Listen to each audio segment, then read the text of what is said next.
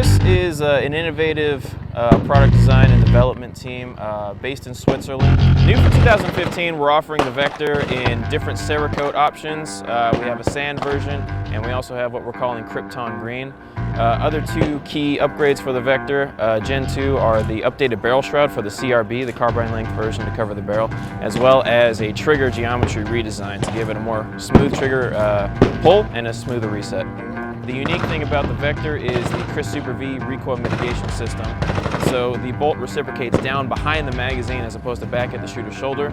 It results in a 95% reduction in muzzle climb and a 65% reduction in felt recoil.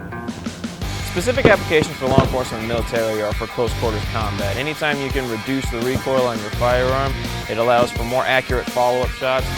It prevents, errant rounds from being shot where they're not supposed to. And just in general, reducing the recoil on the gun is something that's beneficial for all shooters, law enforcement, military, and civilian alike.